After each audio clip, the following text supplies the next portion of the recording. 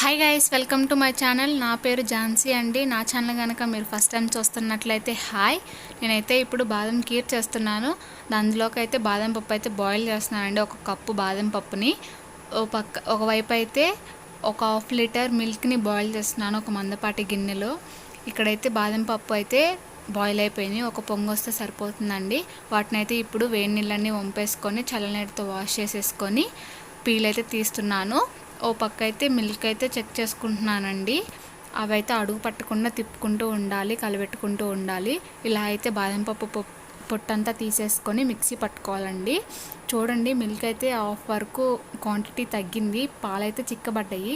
ఇక్కడైతే బాదం పప్పు మిక్సీ పట్టేసుకున్నాను. బాదం పప్పు అండ్ కొంచెం మిల్క్ యాడ్ చేసుకొని ఇలా బరకగా మిక్సీ పట్టుకోవాలి. ఆ మిక్సీ పట్టిన అయితే మనం పాలల్లో వేసుకొని మిక్స్ చేసుకోవాలండి. మిక్స్ చేసుకున్న తర్వాత అయితే చూడండి, ఇలా అయితే ఉంది. బాదం పప్పు పొడి వేసిన క్రీమీ అంతా వేసిన తర్వాత కలిపెట్టుకున్న తర్వాత అయితే ఇలా ఉంది. ఇప్పుడు మనం షుగర్ యాడ్ చేసుకుందాము. ఒక చిన్న కప్పుతోటి షుగర్ అయితే యాడ్ చేస్తున్నానండి నేను.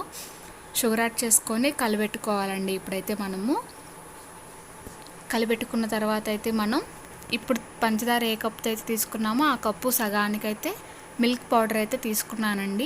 ఆ మిల్క్ పౌడర్ కూడా వేసేసుకొని మనం బాగా కలిపెట్టుకోవాలి. ఇదైతే కొంచెం ఉండకడుతుంది. ఆ ఉండకట్టకుండా నీట్గా అయితే మెత్తగా అయితే కలిపెట్టుకోవాలండి. చూడండి, అలా నీట్గా అయితే కలిపెట్టుకుంటూ ఉండాలి. ఇదైతే అడుగు పట్టకుండా ఉండడానికైతే ఖచ్చితంగా మనమైతే మందపాటి గిన్నె తీసుకోవాలనండి. ఇది ఊరికే అడుగు పడుతుంది, డ్రై ఫ్రూట్స్ కాబట్టి. చూడండి ఎలా అయితే ఉడికిపోయిందో. 5 మినిట్స్ ఉడికిన తర్వాత ఒక 3 అయితే యాలక్కాయలు అయితే మనము దంచి వేసుకోవాలి ఇందులో అయితే కొంచెం కుంకుమ పువ్వు వేసుకుంటే కలర్ఫుల్గా బాగుంటుందండి.